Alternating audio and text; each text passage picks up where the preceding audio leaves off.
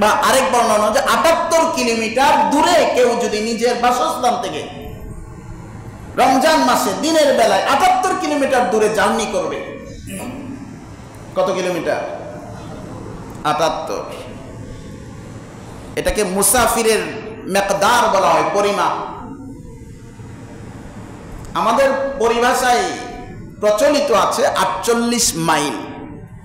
এই ৪৮ মাইলের হিসাব সবাই বোঝে না, যেহেতু এখন মাইলের হিসাব গণনা হয় না, এখন যেহেতু কিলোমিটারের হিসাব। আর মাইলের দুইটা হিসাব আছে, একটা হলো ইংরেজি মাইলের হিসাব, আরেকটা হলো আরবদের মাইলের হিসাব। কিতাবের মধ্যে ৪৮ মাইল লিখেছে বটে, কিন্তু সেই ৪৮ মাইলটা হলো আরবের মাইলের হিসাব। ইংরেজি মাইলের হিসাব ছিল ১৭৬০ গজ, আর আরবি মাইলের হিসাব হলো ২০০০ গজ। কত গজ? ২০০০ গজ। সুতরাং আরবের মাইলের হিসাবটা একটু বেশি। সেই অনুপাতে গণনা করে হিসাব করে দেখা যায় কিলোমিটারে আনলে এই ৪৮ এই আরবি মাইলটা আসে ৭৮ কিলোমিটার, পয়েন্ট কিছু থাকে। এজন্য নিজের বাসস্থান থেকে কেউ যদি ৭৮ কিলোমিটার দূরে যদি কেউ ভ্রমণ করে রোজা রেখে, এই জার্নিতে সে ব্যক্তি ক্লান্ত হয়ে পথিমধ্যে অসুস্থ হয়ে যাওয়ার সম্ভাবনা আছে। তাই আল্লাহ বলেন, ফামান কানা মিনকুম মারিদা, যে ব্যক্তি অসুস্থ, আও আলা সাফার, অথবা ৭৮ কিলোমিটার ভ্রমণে জার্নিতে আছে, ফাইদ্দাতুম মিন আইয়ামিন উখার, সে কি করবে? সে রোজা রাখতে না পারলে রোজা তার জন্য মওকুফ হয়ে গিয়েছে, মাফ হয়ে গিয়েছে, এটা নয়। বরং সে যখন আজকের দিনে রোজা রাখতে পারছে না, ফাইদ্দাতুম মিন আইয়ামিন উখার, রমজান মাস যখন চলে যাবে, অন্য বছরের অন্যান্য দিনগুলোর মধ্যে এই রমজানের রোজাটা সে কাজা হিসাবে ইদ্দত পুরা করে দেবে। কথা কি পরিষ্কার? আমরা অনেকে মনে করি অসুস্থ হলে, আমার বাবা অসুস্থ, রোজাটা একজন গরিব মানুষকে দিয়ে রোজা রাখাই দিলাম, ১০০ টাকা ইফতার করাই দিলাম। আমাদের সমাজে এমন প্রচলন আছে না নাই? আছে। মনে রাখবেন, একজনের রোজা আরেকজনকে দিয়ে রাখার কোনো সুযোগ নাই। একজনের নামাজ আরেকজনকে দিয়ে পড়ানোর সুযোগ নাই। যে গরিব মানুষটাকে আপনি রোজা রাখাই ইফতার সেহরি খাওয়াইলেন, তার রোজা কইল কোথায়? তার উপর রোজা ফরজ ছিল না? তো সে তারটা রাখবে না আপনারটা রাখবে? বলে তারটা রাখবে না আপনারটাই রাখবে। তার নিজেরটাই যে রাখতে পারলো না, সে আপনারটা রাখতে পারবে কোত্থেকে? কথা কি পরিষ্কার? এজন্য একজনের রোজা আরেকজনকে দিয়ে রাখানো যায় না। কারণ ইবাদত দুই প্রকার, ইবাদতে বাদানিয়া ওয়া ইবাদতে মালিয়া। একটা হলো শারীরিক ইবাদত, আর একটা হলো আর্থিক ইবাদত। আর্থিক ইবাদতটা একজনের পক্ষ থেকে আরেকজন করতে পারে, শারীরিক ইবাদতটা যার ইবাদত তাকেই করতে হয়। কথা পরিষ্কার? কি বললাম বলেন তো? শারীরিক ইবাদত যারটা তাকেই করতে হবে, আর আর্থিক ইবাদত একজনেরটা আরেকজনে করতে পারে অনুমতি সাপেক্ষে। যেমন মনে করেন কোরবানি, ইবাদতে মালিয়া, সম্পদের ইবাদত, এটা সন্তান যদি বাবার পক্ষ থেকে করে আদায় হয়ে যাবে, কোনো অসুবিধা নাই।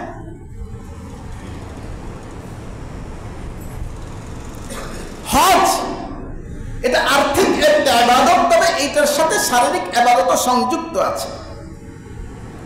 অর্থ এবং শারীরিক দুটোটা সংমিশ্রণ। যেহেতু আর্থিক ইবাদতের সংমিশ্রণ আছে, বাবা যদি মৃত্যু সজ্জায় বলে যায়, বাবা আমি যদি জীবিত না থাকি, মারা যায়, হজ করতে পারলাম না, আমি কোনো কারণে, আমার পক্ষ থেকে তোমরা হজটা করে দিও। বাবা মৃত্যুবরণ করেছে, বাবা মৃত্যুবরণ করার পরেও আপনি সামর্থ্য, বাবার যদি সামর্থ্য থাকে সে সম্পদ দিয়ে হজ যদি বাবার পক্ষ থেকে করেন, এটা আদায় হয়ে যাবে। কিন্তু নামাজ, এটা ইবাদতে বাদানিয়া, শুধুমাত্র শারীরিক ইবাদত, এটা আপনি ইবাদত আপনাকেই করতে হবে। রোজা শারীরিক ইবাদত, আপনার ইবাদত আপনাকেই করতে হবে। কথা পরিষ্কার? এজন্য আল্লাহ পবিত্র কোরআনে ইরশাদ করেন, ওয়া মান কানা মিনকুম মারিদান আও আলা সাফারিন ফাইদ্দাতুম মিন আইয়ামিন উখার, যারা গুরুতর অসুস্থতার কারণে রোজা রাখতে পারল না, আজকে রমজান মাসের এই 7 তারিখ 6 তারিখের দিন সে কঠিন অসুস্থ, এমন কঠিন অসুস্থ, সে রোজা রাখতে পারছে না, অক্ষম। রোজা রাখতে গেলে তার জানের হুমকি রয়েছে, অসুস্থতা বৃদ্ধি পাওয়ার আশঙ্কা রয়েছে। তাহলে আলা সাফারিন, অথবা আজকের দিন কেউ সফরে আছে, ভ্রমণে আছে। কি সফর? ওই যে বলেছিলাম কত কিলোমিটার, ৭৮ কিলোমিটার, মনে রাখবেন ভালো করে, ৭৮ কিলোমিটার বাড়ির বসস্থান থেকে দূরে ভ্রমণে যাচ্ছে। ফাইদ্দাতুম মিন আইয়ামিন উখর, এই ব্যক্তি রমজান মাস চলে যাওয়ার পরে অন্য বছরের যে কোনো দিনে সে এই দিনের রোজাটা কাজা রাখবে। কত পরিষ্কার? হ্যাঁ, এখন আরেকটা মাসআলার সাথে সংযুক্ত করি, মনে রাখবেন, বুঝে নেবেন। সেই মাসআলা হলো, কেউ যদি এত কঠিন বয়স বৃদ্ধ বনিতায় উপনীত হয়েছে যে চলাচলে অক্ষম, সর্বদা তাকে ওষুধ সেবন করতে হয়, একেবারে বৃদ্ধ হয়ে গিয়েছে, রোজা রাখতে পারছে না, অক্ষম, এবং এমন অসুস্থ যে অসুস্থ থেকে সে ফিরে আসার সম্ভাবনা নাই। কি আসার? ফিরে আসার সম্ভাবনা নাই, সুস্থ হওয়ার সম্ভাবনা নাই। তাহলে সুস্থ হওয়ার সম্ভাবনা যদি না থাকে, মনে করেন আপনার বাবার বয়স 90 বছর, 100 বছর উপনীত হয়েছে, খাটের মধ্যে শোয়া, ঘন্টায় ঘন্টায় তাকে কিছু পানি, জুস, কিছু আহার দিতে হয়, সে রোজা রাখতে অক্ষম। এমন না যে সে কয়েকদিন পর আবার 100 বছর থেকে ফিরে এসে 50 বছরের যুবক হয়ে যাবে, পারবে? ফিরে আসার সম্ভাবনা নেই। এমন যদি হয়, তাহলে রমজানে রোজা রাখতে পারলো না, রমজান ছাড়া অন্য দিনে রোজা রাখবে। এই যে বললো অন্য দিনে রোজা রাখবে, তো অন্য দিনে তো তার অবস্থা তো যত যাচ্ছে, বয়স বাড়তেছে, দুর্বলতা আরো বাড়তেছে, এই ব্যক্তি অন্য দিনে রোজা রাখবে কিভাবে? কথা কি পরিষ্কার? বুঝতে পারছেন প্রশ্ন কি? এই প্রশ্নের উত্তর হলো, তখন তাকে ফিদিয়া দিতে হবে। সেটা অপর আয়াতের ইরশাদে, যে ব্যক্তি রোজা রাখতে পারল না এবং যে অসুস্থতার কারণে রোজা রাখতে পারলো না, সে অসুস্থতা থেকে ফিরে আসার সুযোগ নেই, সম্ভাবনা নাই, তখন সে ফিদিয়া দিবে। ফিদিয়া কি? একটা সদকাতুল ফিতির, একটা রোজার পরিবর্তে। যেমন গত বছর আমরা 120 টাকা সদকাতুল ফিতির হিসাব করে দিয়েছিলাম, তো 120 টাকা হলো একটা সদকাতুল ফিতির। মনে করেন আমার বাবা, সে এত কঠিন অসুস্থ, রোজা রাখতে পারছে না, তো আমি তার প্রতিটা রোজার বিনিময়ে 120 টাকা করে হিসাব করে 30টা রোজায় যা আসে এটা ফিদিয়া দিয়ে দিলাম। কাকে দিবেন সেটার হিসাব আলাদা, সেটা আপনারা জানেন, অন্য আয়াতে এটার বিবরণ আছে। যাই হোক, এই আয়াতে আমরা কয়েকটি বিষয় জানতে পারলাম। 1 নম্বর হলো রমজানের তাৎপর্য। আল্লাহ পাক আমাদেরকে এমন একটি মাস দিয়েছেন, যেই মাসটি হলো রহমতের মাস। এমন একটি মাস আমরা পেয়েছি, যেই মাসটি হলো মাগফিরাতের মাস, গুনাহ মাফের মাস। এমন একটি মাস পেয়েছি, যেই মাসটি নাজাতের মাস, জাহান্নাম থেকে মুক্তি দেওয়ার মাস। এমন একটি মাস পেয়েছি, যেই মাসে আল্লাহ শয়তানকে শৃঙ্খলাবদ্ধ করে রাখা হয়, আল্লাহর পক্ষ থেকে শয়তানকে জিনজিরায় আবদ্ধ করে সমুদ্রে নিক্ষেপ করে রাখেন। এমন একটি মাস পেয়েছি আমরা, যেই মাসে বান্দা যদি একটা নফল ইবাদত করে, আল্লাহ তাআলা অন্য মাসের ফরজ ইবাদতের সমতুল্য নেকি দান করেন। এমন একটি মাস পেয়েছি, যেই মাসে যদি বান্দা একটি ফরজ ইবাদত করে, অন্য মাসে 70টা ফরজ ইবাদতের নেকি আল্লাহ তাআলা দান করেন। সুবহানাল্লাহ। এমন একটি মাস আমরা পেয়েছি, যেই মাসে রোজা রাখার কারণে বান্দা, যখন বান্দার মুখ থেকে দুর্গন্ধ বের হয়, ভিতরে খালি অনাহারে আছে, মুখ থেকে অনাহারে থাকার কারণে এক প্রকারের গ্যাস বা এক প্রকারের যে শ্বাস আসে, শ্বাসে এক প্রকারের গন্ধ আসতে পারে, সেই দুর্গন্ধটা, বান্দার দুর্গন্ধ আল্লাহর কাছে মেশক আম্বরের চেয়ে প্রিয় হয়ে যায়। সুবহানাল্লাহ। এমন একটি মাস পেয়েছি, যেই মাসের প্রতিটা সময়ের গুরুত্ব রয়েছে। বিশেষ করে বান্দা যখন ইফতারের মুহূর্তে আল্লাহর কাছে দোয়া করে, হাদিসে পাকে আছে, বিশ্বনবী মুহাম্মদুর রাসূলুল্লাহ সাল্লাল্লাহু আলাইহি ওয়াসাল্লাম ইরশাদ করেন, 3 ব্যক্তির দোয়াকে আল্লাহ ফেরত দেন না। তার মধ্যে এক ব্যক্তি হলো ওই ব্যক্তি যে ব্যক্তি রোজা রেখে ইফতারের মুহূর্তে আল্লাহর কাছে দোয়া করেন। আমরা তো ইফতারের আয়োজন নিয়ে এত ব্যস্ত হয়ে যাই, একটু আল্লাহর কাছে হাত তুলবো, চাইবো, দোয়া করবো, এই সুযোগটাও পায় না। এই পেঁয়াজ কোথায়, বেগুনি কোথায়, এটা হয় নাই, এখনো এটা কই, এই ফল কাটো নাই, ওটা করো, সেটা করো। হালিমানো এই আয়োজনে এমন ব্যস্ত হয়ে যায় যে এই মুহূর্তে যে আল্লাহ দোয়া কবুল করেন এটাও ভুলে যায়, দোয়া করার সময়টাও আর পায় না। কোন রকম আজান শোনার সাথে সাথে গ্রাস করা শুরু করে। এমন একটি মাস আল্লাহ আমাদেরকে দিয়েছেন, যেই মাসের জন্য, যেই মাসের সম্মানার্থে সারা বছরকে আল্লাহ জান্নাতকে সজ্জিত করেন। এমন একটি মাস আমরা পেয়েছি যেই মাসে আল্লাহ তাআলা জাহান্নামের দরজাগুলো বন্ধ করে রাখেন। এমন একটি মাস পেয়েছি যেই মাসে আল্লাহ তাআলা জান্নাতের দরজাগুলো খুলে রাখেন। এমন একটি মাস পেয়েছি যেই মাসে আল্লাহ তাআলা তার বান্দার দোয়াগুলোকে কবুল করে নেন। সুতরাং এই মাসের অনেক গুরুত্ব, অনেক তাৎপর্য। এমন একটি মাস পেয়েছি যেই মাসের একটি মাত্র রাত আল্লাহর কাছে এত প্রিয়, একটি রাতের মর্যাদা আল্লাহ হাজার মাস অপেক্ষা শ্রেষ্ঠ করেছেন। সুবহানাল্লাহ। ইন্না আনজালনাহু ফি লাইলাতিল কদর ওয়া মা আদরাকা মা লাইলাতুল কদর লাইলাতুল কদরি খায়রুম মিন আলফি শাহর। আল্লাহ বলেন লাইলাতুল কদর, রমজানে এমন একটি মাস আছে যেই মাসের মধ্যে একটি রাত আছে যেই রাত খায়রুম মিন আলফি শাহর, হাজার মাস অপেক্ষা উত্তম। সুবহানাল্লাহ। এই মাসে কোন বান্দা যদি আল্লাহর কাছ থেকে ক্ষমা না পান, কোন বান্দা বান্দি যদি এত হতভাগা যে এমন একটি রমজান মাস পাওয়ার পরেও আল্লাহর কাছ থেকে ক্ষমা পেল না, গুনাহ থেকে বিরত থাকলো না, আল্লাহর সন্তুষ্টি অর্জন করতে পারলো না, এ ব্যক্তি প্রকৃত হতভাগা, প্রকৃত পোড়াকোটা। এজন্যই মুসনাদে আহমদ এবং শুআবুল ঈমানের মধ্যে একটি হাদিস রয়েছে। হাদিসটি বর্ণনা করেছেন কাব ইবনে উজরা রাদিয়াল্লাহু তাআলা আনহু। عن كعب بن عجرة رضي الله تعالى عنه قال قال رسول الله صلى الله عليه وسلم احضروا المنبر। হযরতে কাব ইবনে উজরা রাদিয়াল্লাহু তাআলা আনহু বলেন, একবার বিশ্বনবী মুহাম্মদুর রাসূলুল্লাহ সাল্লাল্লাহু আলাইহি ওয়াসাল্লাম সাহাবীদেরকে আহ্বান করলেন, আসো তোমরা মিম্বরের কাছে আসো। আল্লাহ রাসূল বিশেষ বিশেষ সময় কিছু কথা বলার প্রয়োজন হলে সাহাবীদেরকে মিম্বরের কাছে ডাকতেন।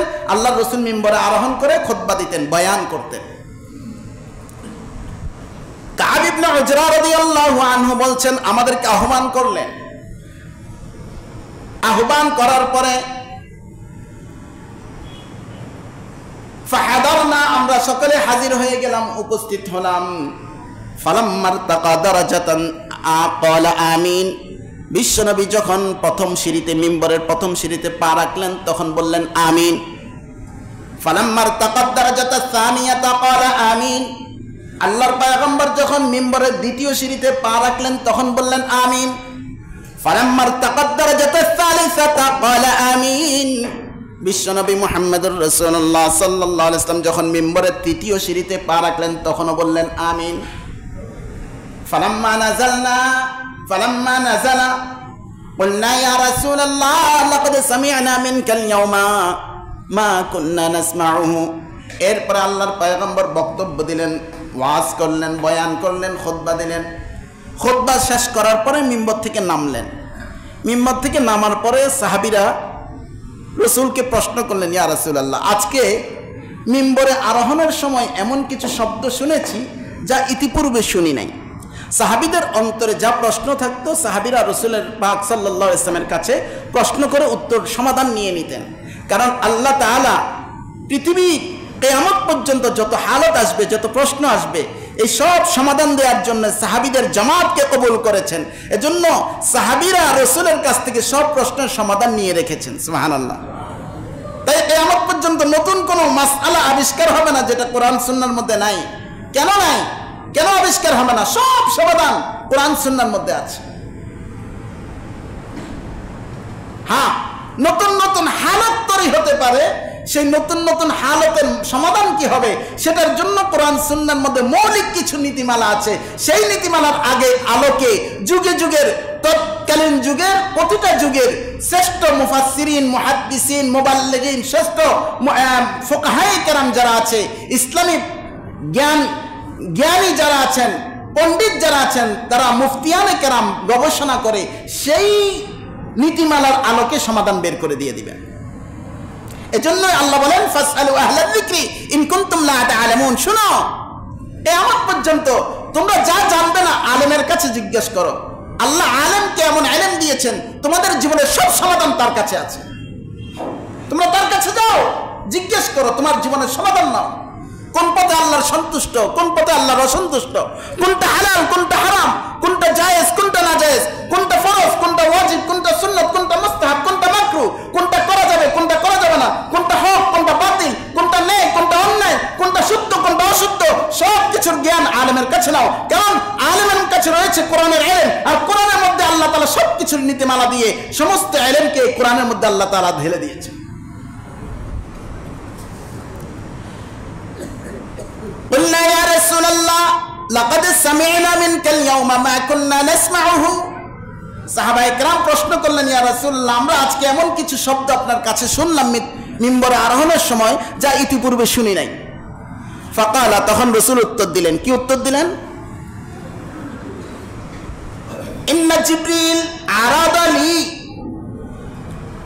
আমি যখন মিম্বরে আরোহণ করব সেই মুহূর্তে জিবরিল আলাইহিস সালাম আমার কাছে এসেছেন। সুবহানাল্লাহ।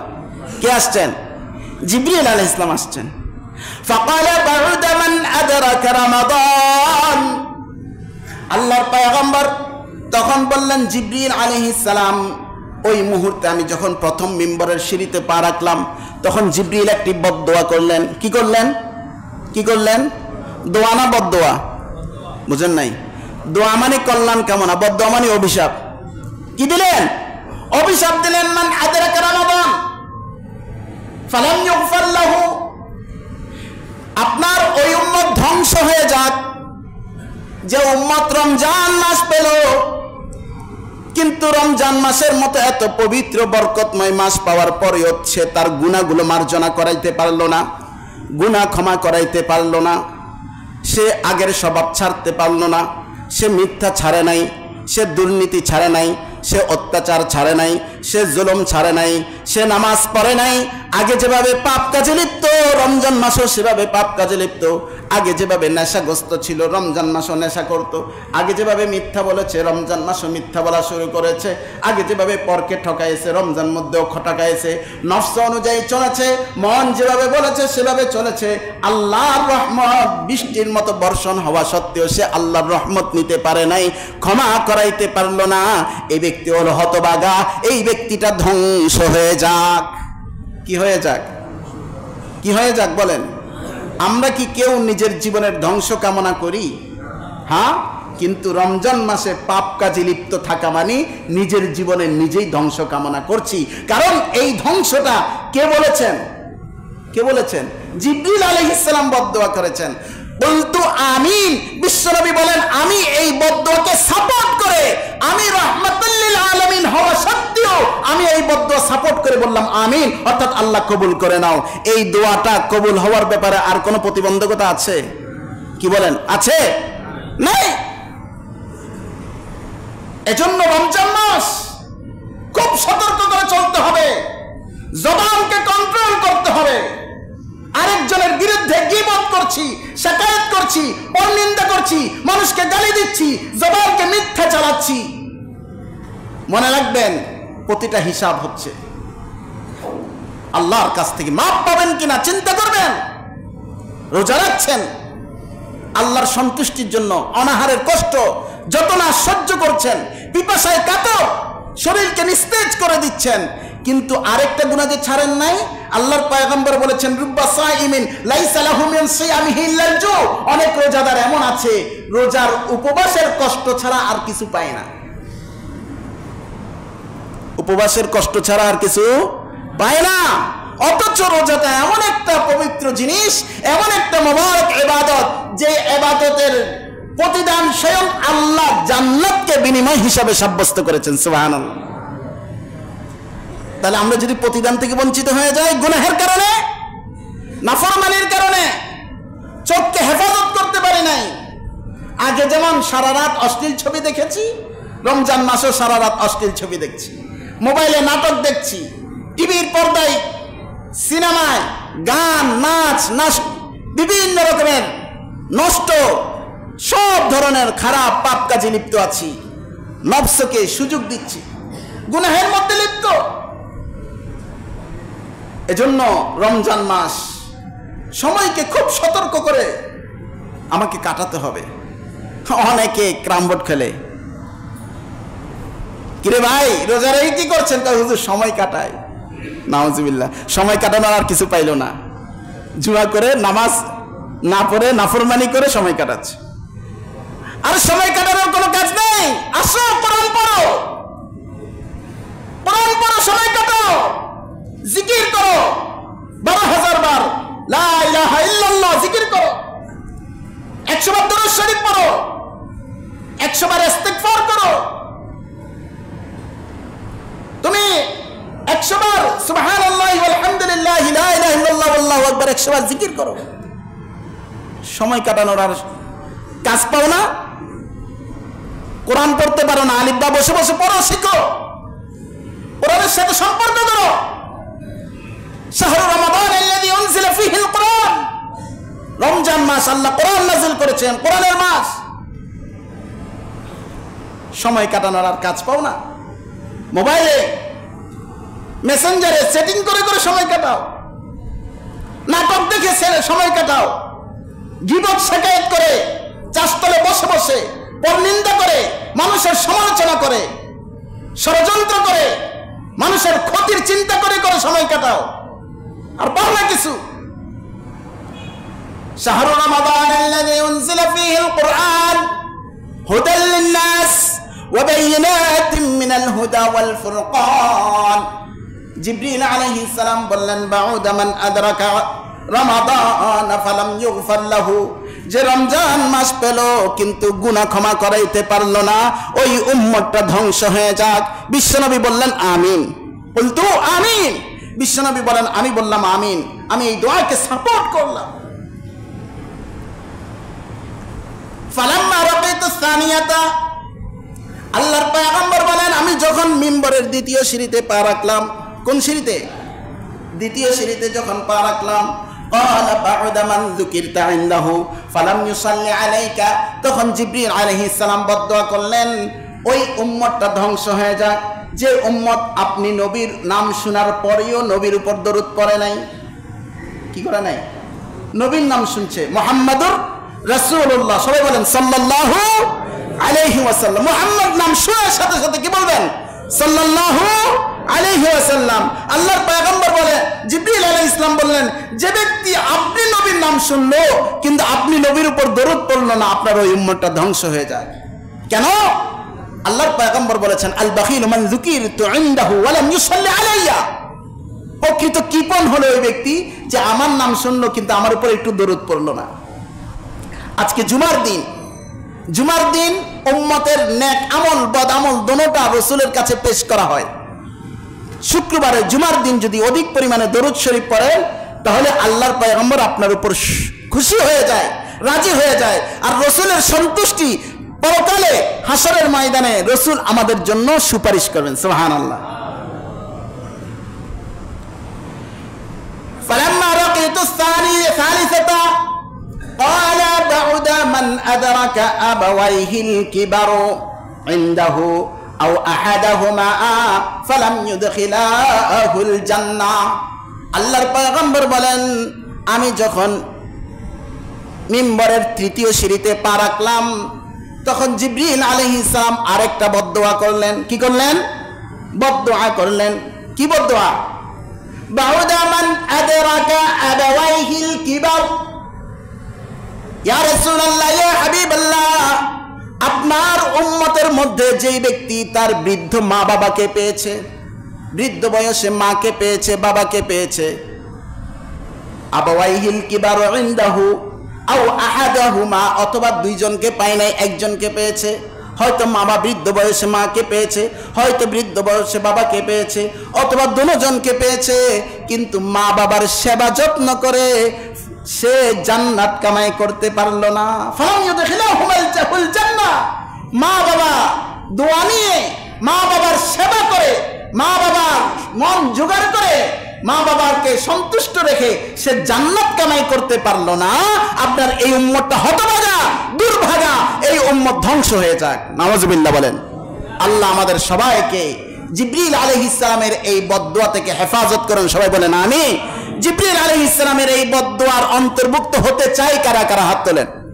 ওই যে বদদুয়ার অন্তর্ভুক্ত হতে চাই বলে বুঝে হাত তুলছেন না? না বুঝে হাত তুলছেন, এজন্য হাত তুলতে বলছি। দেখি সবাই কি আসলে ওয়াজ শুনেন নাকি কেউ কেউ ঝুরি ঝিমাই কান লাগাই রাখছেন?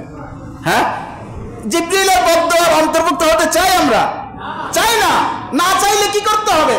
এই রমজান মাস সময়কে মূল্যায়ন করে, আল্লাহর হুকুম আহকাম বিধিবিধান পালন করে, নামাজ পড়ে, তিলাওয়াতের মাধ্যমে আল্লাহকে সন্তুষ্ট করে, ইস্তিগফার করে, দোয়া করে, কান্নাকাটি করে, গুনাহ মাফ চাইয়া এই রমজান মাসে জীবনের সব পাপ থেকে নিজেকে মুক্ত করতে হবে। কি বলেন, ঠিক না? 2 নম্বর, রাসূলের নাম শোনার সাথে সাথে কি করব? সাল্লাল্লাহু আলাইহি ওয়াসাল্লাম। 3 নম্বর, যার বৃদ্ধ মা বাবা আছে, মনে রাখবেন আপনার কাছে মহামূল্যবান সম্পদ আছে। আজকে মা চলে গেল, এই যে আমাদের আব্দুল ওয়াহাব ভাইয়ের মা চলে গেলেন, চিরদিনের জন্য তিনি বিদায় নিলেন, আর কখনো হাজারো চেষ্টা করলে ফিরে আনার সুযোগ নেই। মায়ের এক মুহূর্তের জন্য সেবা করে একটা নেকি কামাই করবে, আর সুযোগ নেই। তবে হ্যাঁ, যাদের বৃদ্ধ মা বাবা মারা গিয়েছেন, আল্লাহ রসুলের পক্ষ থেকে একটি ঘোষণা আসছে, আপনি প্রতি জুমার দিনে শুক্রবারে মা বাবার কবর জিয়ারত করবেন, আপনি মা বাবার বাধ্যগত সন্তান হিসাবে আল্লাহর কাছে গ্রহণযোগ্যতা লাভ করবেন। সুবহানাল্লাহ। 2 নম্বর কাজ করতে হবে, মা বাবার জন্য প্রতিদিন 5 ওয়াক্ত নামাজ পড়ে মাগফিরাতের দোয়া করবেন, তাদেরকে যেন আল্লাহ ক্ষমা করে দেন। 3 নম্বর, মা বাবার জন্য দান খায়রাত করবেন, সদকা করবেন। 4 নম্বর, মা বাবার সমবয়সী যাদের সাথে খাতির আছে তাদের সেবা যত্ন করবেন। এই কাজগুলো যদি করেন, কেমন যেন মা বাবা জীবিত থাকতে আপনি মা বাবার কি করেছেন? বাধ্যগত সন্তান হয়েছেন, মা বাবাকে রাজি খুশি রাখতে পেরেছেন, এটা বলে গণ্য হবেন। আল্লাহ তাআলা আমাদের সকলকে আলোচিত বিষয় অনুযায়ী, দিক নির্দেশনা অনুযায়ী সকলের জীবন গঠন করে ইহকালীন কল্যাণ, পরকালীন মুক্তি অর্জন করার তৌফিক দান করেন। সবাই বলে